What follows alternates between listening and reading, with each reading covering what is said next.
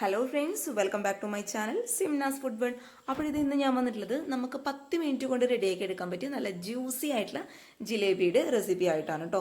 സാധാരണ നമ്മൾ ജിലേബി ഉണ്ടാക്കുമ്പോൾ ഒത്തിരി ടൈം എടുക്കുമല്ലോ, എന്നാൽ ഈ റെസിപ്പിയിൽ അതിൻ്റെ ഒന്നും ആവശ്യമില്ല. നമുക്ക് ഏകദേശം ഒരു 5-10 മിനിറ്റ് കൊണ്ടൊക്കെ റെഡിയാക്കി എടുക്കാൻ പറ്റിയ നല്ലൊരു റെസിപ്പിയാണ് കേട്ടോ ഇത്.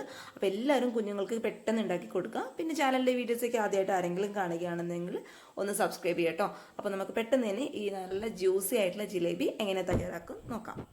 അപ്പോൾ നല്ല ടേസ്റ്റിയും അതേസമയം നല്ല ജ്യൂസി ആയിട്ടുള്ള ജിലേബി തയ്യാറാക്കാനായിട്ട് സ്റ്റൗവിൽ ഞാനൊരു പാൻ വെച്ച് കൊടുത്തിട്ടുണ്ട്. ആ പാൻ അത്യാവശ്യം നന്നായിട്ട് ചൂടാവുന്ന സമയത്ത് നമ്മൾ വീടുകളിലൊക്കെ സാധാരണ ഉപയോഗിക്കുന്ന ഗ്ലാസ് ഉണ്ടല്ലോ, ആ ഗ്ലാസ്സിൽ ഒരു 1/4 കപ്പോളം പഞ്ചസാര, 1/4 ഗ്ലാസോളം പഞ്ചസാര നമുക്ക് ഈ ഒരു പാനിലോട്ട് അങ്ങോട്ട് മുഴുവനായിട്ട് ഇട്ട് കൊടുക്കാം. ഇനി ഇതിൻ്റെ കൂടെ തന്നെ അതേ സെയിം ഗ്ലാസ്സിൽ അരഭാഗത്തോളം സാധാരണ വെള്ളം കൂടി നമുക്ക് ഇതിലോട്ട് അങ്ങോട്ട് ഒഴിച്ചു കൊടുക്കാം.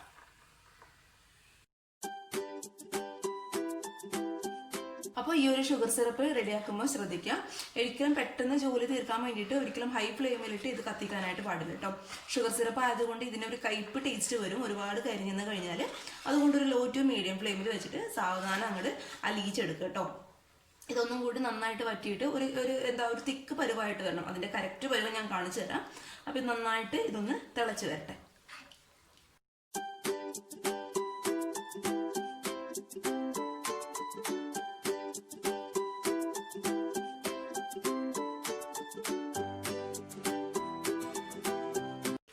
അപ്പോൾ ഇതേ നമ്മുടെ ഷുഗർ സിറപ്പ് ഇവിടെ റെഡി ആയിട്ടുണ്ട്. എല്ലാം കൂടി നന്നായിട്ട് കുറുകി നല്ലൊരു തിക്ക് കൺസിസ്റ്റൻസി ആയിട്ടുണ്ട് കേട്ടോ. അപ്പോൾ ഇത് കറക്റ്റായിട്ട് എങ്ങനെ മനസ്സിലാവുമെന്ന് വെച്ചാൽ നമ്മളിത് ഈ സ്പൂണിൽ ജസ്റ്റ് ഒന്ന് തൊട്ട് നോക്കിയതേ കറക്റ്റ് ഇങ്ങനെ ആക്കുമ്പോൾ ഒരു നൂൽ പരുവം പോലെ ആയിട്ട് വരും.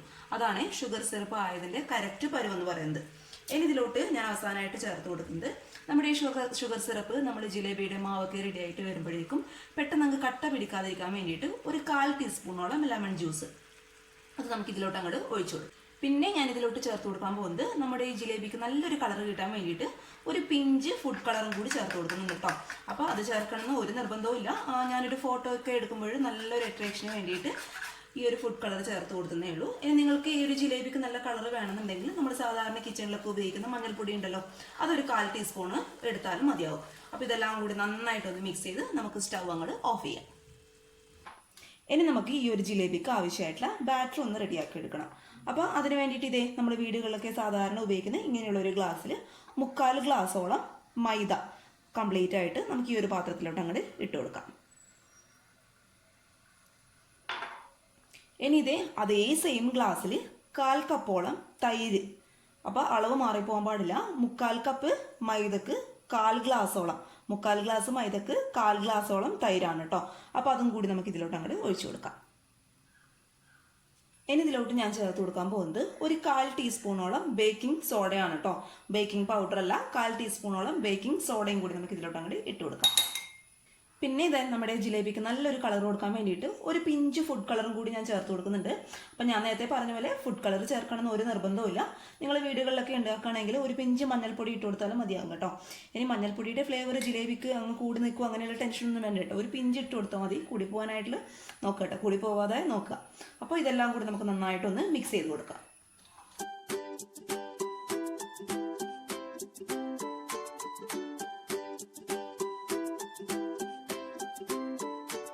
അപ്പോൾ ഇതെല്ലാം കൂടി ഞാൻ നന്നായിട്ട് മിക്സ് ചെയ്തെടുത്തിട്ടുണ്ട്. ഇനി നമുക്കിത് എന്ത് ചെയ്യണം, ഒരു ദോശ ബാറ്ററിൻ്റെ പരുവത്തിലാക്കി എടുക്കണം. അതിന് വേണ്ടിയിട്ട് ഇതേ ഒരു ഗ്ലാസ്സിൽ കുറച്ച് വെള്ളം ഞാൻ എടുത്തിട്ടുണ്ട്. നമുക്ക് കുറച്ചായിട്ട് ഇതിലോട്ട് ഒഴിച്ചെടുത്തിട്ട് നന്നായിട്ടൊന്ന് മിക്സ് ചെയ്ത് കൊടുക്കാം കേട്ടോ. അപ്പോൾ വെള്ളം ചേർക്കുമ്പോൾ ശ്രദ്ധിക്കുക, വെള്ളത്തിൻ്റെ അളവെന്ന് പറയുന്നത് കൂടി പോകാൻ പാടില്ല. കുറച്ചായിട്ട് ഒഴിച്ച് ചേർത്ത് കൊടുത്താൽ കറക്റ്റ് ആ ഒരു പരുവത്തിൽ നമുക്ക് ആക്കിയെടുക്കാനായിട്ട് പറ്റും.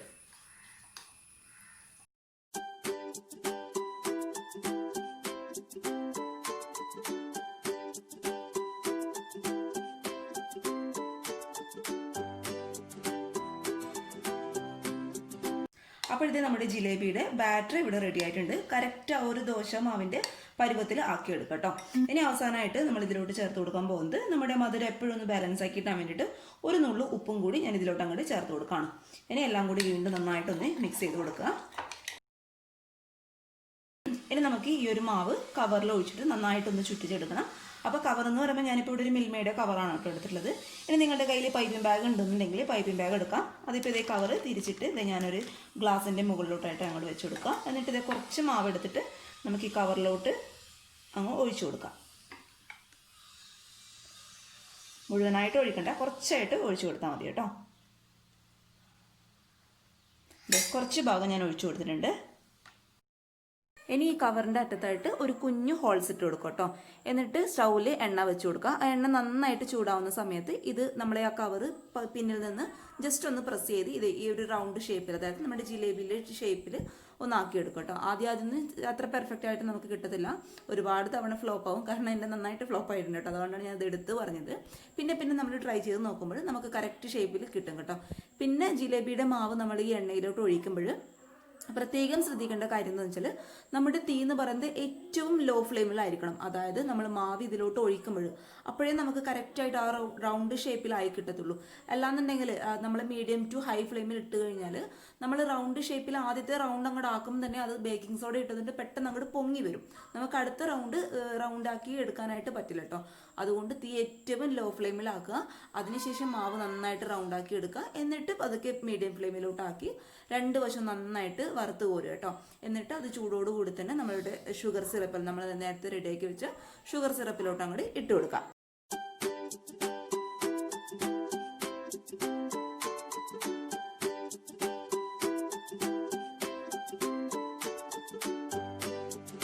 അപ്പോൾ ഇതെല്ലാം കൂടി നന്നായിട്ട് വറുത്ത് കോരിയിട്ടുണ്ട്. ഷേപ്പൊക്കെ പല ഷേപ്പിലാണ് ഇരിക്കുന്നത്. ഇനി നമുക്ക് നേരത്തെ റെഡി ആയി വെച്ച ഷുഗർ സിറപ്പിലോട്ട് ഇത് മുഴുവനായിട്ട് നന്നായിട്ട് ഒരു 30 മിനിറ്റെങ്കിലും ഇട്ട് വെക്കാനായിട്ട് ശ്രദ്ധിക്കാം. അപ്പോൾ ഇത് നമ്മുടെ നല്ല ജ്യൂസി ആയിട്ടുള്ള നല്ല സോഫ്റ്റ് ആയിട്ടുള്ള ജിലേബി ഇവിടെ റെഡി ആയിട്ടുണ്ട്. ഒരുപാട് ക്രിസ്പിനെസ് ഉണ്ടെന്ന് ഞാൻ പറയില്ല കേട്ടോ, അത്രയും നല്ല സോഫ്റ്റ് ആണ്. പക്ഷേ കഴിക്കാനായിട്ട് നമ്മൾ വായിലൊക്കെ ഇട്ടെന്ന് കഴിഞ്ഞാൽ അങ്ങോട്ട് അലിഞ്ഞു പോകും കേട്ടോ, അത്ര സോഫ്റ്റ് ആണ് കഴിക്കാനായിട്ട്. അപ്പോൾ എല്ലാവരും ഒന്ന് ട്രൈ ചെയ്ത് നോക്കൂ. ഒരു തവണ ട്രൈ ചെയ്ത് നോക്കിയാൽ നമ്മുടെ ആ ഫുഡ് എത്രത്തോളം ടേസ്റ്റ് ഉണ്ടെന്ന് നമുക്ക് മനസ്സിലാക്കാനായിട്ട് പറ്റും. അപ്പോൾ എല്ലാവരും ഒന്ന് ട്രൈ ചെയ്ത് നോക്കുക. കൂടാതെ ട്രൈ ചെയ്ത് നോക്കിയിട്ട് നിങ്ങളുടെ അഭിപ്രായങ്ങൾ മറക്കാതെ ഒന്ന് കമൻറ്റ് ബോക്സിൽ അറിയിക്കുക കേട്ടോ. അതുപോലെ ഈ ഒരു ചാനലിൻ്റെ ഈ വീഡിയോ ഇഷ്ടപ്പെട്ടാൽ ചാനൽ സബ്സ്ക്രൈബ് ചെയ്യാതെ പോകരുത്. പിന്നെ ഈ ഒരു ജിലേബി റെസിപ്പി അതുപോലെ വീഡിയോ ഒക്കെ ഇഷ്ടപ്പെട്ടുകയാണെങ്കിൽ വീഡിയോ ഒന്ന് ലൈക്ക് ചെയ്യാതെ പോകരുത് കേട്ടോ. അപ്പോൾ നാളെ ഒരു നല്ല വീഡിയോ ആയിട്ട് കാണും വരെ thank you for watching Simnas food world. By.